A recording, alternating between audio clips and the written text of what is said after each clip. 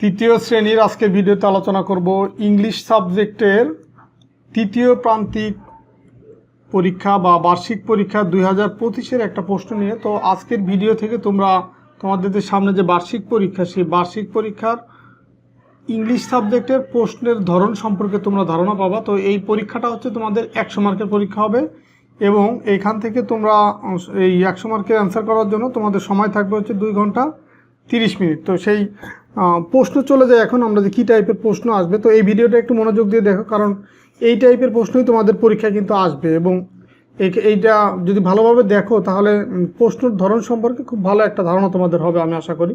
তো প্রথমেই থাকবে তোমাদের একটা প্যাসেজ থাকবে, প্যাসেজ বা প্যারাগ্রাফ। এই যে এখানে দেখতে পাচ্ছ একটা প্যাসেজ বা প্যারাগ্রাফ, যেই প্যাসেজের আলোকে তোমাকে হচ্ছে 1 থেকে 4 এই 4টা প্রশ্নের অ্যান্সার করতে হবে, 1 নম্বর থেকে 4 নম্বর। তো এই প্যাসেজটা তোমাকে ভালোভাবে পড়তে হবে এবং পড়ে এর বাংলা অর্থটা বুঝতে হবে।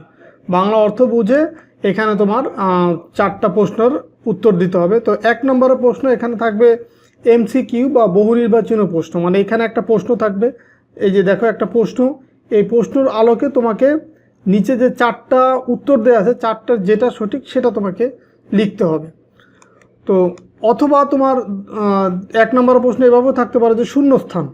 এই যে 1 থেকে ই পর্যন্ত, এ থেকে ই পর্যন্ত শূন্যস্থান আছে, এইখানে এই শূন্যস্থানগুলোতে কি শব্দ বসবে, এই যে শূন্যস্থান আছে সেই শূন্যস্থানে যে শব্দগুলো বসবে সেটাও আবার এই যে এখানে দেওয়া আছে। দেখো এই যে একটা শব্দ, এই যে একটা শব্দ, এই শব্দগুলো সঠিক শব্দ, কোন জায়গায় কোনটা সঠিক বসালে সঠিক হবে বাক্যটা, সেটা বসাতে হবে এখান থেকে। 2 নম্বরের প্রশ্ন থাকবে ট্রু ফলস আইডেন্টিফাই করা বা শনাক্ত করা। যদি কোনো বাক্য ট্রু হয় মানে সত্য হয় বা সঠিক হয়, সেই ক্ষেত্রে এই বাক্যটা লিখে তারপরে এরকম ব্র্যাকেটে টি লিখতে হবে। আর যদি ফলস হয় বা মিথ্যা হয় তাহলে এফ লিখতে হবে, ব্র্যাকেটে এফ। আর সত্য হলে লিখবো হচ্ছে টি। তো এখানে দেখো যে লেখা আছে T if the statement is true. যদি স্টেটমেন্টটা ট্রু হয় তাহলে টি লিখবো, আর ফলস হলে তখন এফ লিখবো। এরকম 5টার জন্য তুমি 5 মার্ক পাবা। 3 নম্বরে answer the following question in a sentence or sentences. এখানে হচ্ছে এই যে কোশ্চেনগুলো আছে এই প্রশ্নগুলোর উত্তর দিতে হবে। এই উত্তরটা আবার আছে প্যাসেজের ভিতরে। দেখো 3 নম্বর 4 নম্বর পর্যন্ত কিন্তু আমরা প্যাসেজ থেকে উত্তর দেব। যে write a short composition in 5 sentence cleanliness.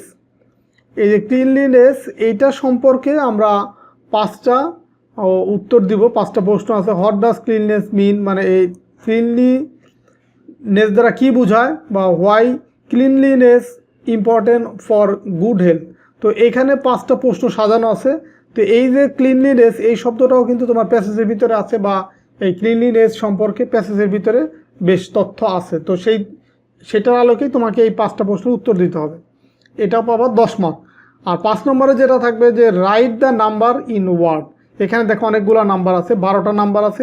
এর ভিতর থেকে তোমাকে 10টা নাম্বারের ইংরেজিতে বানান করে লিখতে হবে। যেমন এটা হচ্ছে কত, 86। তো 86 তোমাকে ইংলিশে বানান করে লিখতে হবে। আবার এখানে আছে 24, মানে 24 তোমাকে ইংলিশে বানান করে লিখতে হবে। তার মানে তুমি যদি 1 থেকে 100 পর্যন্ত এগুলা সুন্দর করে লিখতে পারো ইংলিশে বানান করে, তাহলে কিন্তু এটা তুমি অ্যান্সার করতে পারবে। যে কোনো 10টা এখানে উত্তর করতে হবে। 6 নম্বর প্রশ্ন rewrite the sentence using capital letter and punctuation mark where necessary. মানে যেখানে তোমার, আমরা জানি যে প্রত্যেকটা সেন্টেন্স বা বাক্য লেখার প্রথমে হচ্ছে ক্যাপিটাল লেটার হয়, আর একটা বাক্য শেষ হলে সেখানে ফুল স্টপ দিতে হয় অথবা ক্ষেত্র বিশেষে কমাও দিতে হয়। তো সেটা বুঝে তোমার এই যে প্যাসেজটা আছে বা প্যারাগ্রাফ আছে ছোট, এটা পড়বা। পড়ে সেটা কোথায় ক্যাপিটাল লেটার হবে এবং কোথায় ফুল স্টপ হবে বা কোথায় কমা হবে সেটা তোমাকে বুঝে লিখতে হবে। 7 নম্বর প্রশ্ন এটা হচ্ছে ম্যাচ করা, মানে এই কলাম এ আর কলাম বি এটার সাথে মিল করতে হবে বা ম্যাচ করতে হবে। এই দেখো লেখা আছে match the word in column A, আর এটা কলাম বি, এই দুইটার সাথে ম্যাচ করতে হবে। মানে যে হোম এটার সাথে কোনটা মিলে, বিউটিফুল এটার সাথে কোনটা মিলে, বা গার্ডেনের সাথে এই পাশে কোনটা মিলে, এটা তোমাকে মিল করে লিখতে হবে। এটার ক্ষেত্রেও তুমি নাম্বার পাবা হচ্ছে 10। 8 নম্বর প্রশ্ন যে arrange the following word to make them meaningful sentence. তো এইখানে 5টা আছে। এখানে 5টা প্রত্যেকটা সেন্টেন্সে একটা সিকোয়েন্স থাকতে হবে। যেমন আমি ভাত খাবো, তো তো এখানে কিন্তু একটা সঠিক বাক্য আছে। আর যদি হয়তো আমি খাবো ভাত, তাহলে কিন্তু মিলে না, বা ভাত খাবো আমি মিলে না। কিন্তু যদি তোমার এইভাবে এখানে যে বাক্যগুলো আছে এই বাক্যটাগুলোতে তোমার এলোমেলোভাবে সাজানো আছে শব্দগুলো, তো এটাকে তোমাকে মিলিয়ে সাজাতে হবে যে কোনটা আগে বসবে কোনটা পরে বসবে। যেমন দেখো Shihab walking to and Kaniz are school, তার মানে এখানে হবে শিহাব অ্যান্ড, তারপরে বসবে অ্যান্ড, তারপরে করিম, শিহাব অ্যান্ড করিম, তারপরে আর ওয়াকিং টু স্কুল। তো এইভাবে তোমার এই পাঁচটা কিন্তু সাজাইতে হবে। এটার জন্য মার্ক হচ্ছে 10। 9 নম্বর যে প্রশ্ন, use the word from the table to write meaningful sentence. তো এটাও কিন্তু 8-এর মতোই। তো এখানে কিছু শব্দ আছে, এখানেও শব্দ আছে, এই যে এইখানকার শব্দ, এখানকার শব্দ, লাস্টে এখানকার শব্দ, এটা মিলিয়ে একটা বাক্য তৈরি করতে হবে। এখান থেকে তুমি একটা শব্দ নিবা, এখান থেকে একই লাইনের একটা বা দুইটা শব্দ নিবা, আবার এইখানে একই লাইনের যে কয়টা আছে, মানে এখানে একটা আছে একটা নেব, এই লাইনটা নিলে এই দুইটাই নিতে হবে। আবার এখানেও দেখো এই যে লাইনটা যদি ব্যবহার করি সবগুলো নিতে হবে। তার মানে এই লাইন ওয়াইজ যা আছে সেটা মিলিয়ে সাজাতে হবে। 10 নম্বর হচ্ছে তোমার complete the following sentence using the right form of verb, মানে ভার্বের সঠিক রূপটা এই শূন্যস্থানগুলোতে বসাতে হবে। যেমন এখানে আছে লাইভ আর লাইভস, এটা থেকে কোনটা এখানে অ্যাপ্রোপ্রিয়েট হবে সেটা বসাতে হবে। গো গোস এখানে বসাইতে হবে। তো এইভাবে প্রত্যেকটার ক্ষেত্রেই এখানে তোমাকে 10টা আছে, 10টার অ্যান্সার করতে হবে, এবং প্রত্যেকটা ডান পাশে এই ভার্ব দেয়া আছে, এই ভার্বগুলোর আলোকে এটা বাক্যটা কমপ্লিট করতে হবে। 11 নম্বর হচ্ছে তোমার এটাও দুইটা কলাম আছে, যে ম্যাচ দ্য কলাম এ আর হচ্ছে কলাম বি, এই দুইটা কলাম এর সাথে মিল করতে হবে, মানে মিলিয়ে বাক্য তৈরি করতে হবে। যেমন could you please lend me your grammar book, তুমি কি তোমার বইটা আমাকে ধার দিবে। তো এটা কিন্তু তোমার এটার এই ডান পাশ থেকে তোমাকে বুঝতে হবে যে এটার সাথে কোনটা দিলে বাক্যটা সঠিক হয়।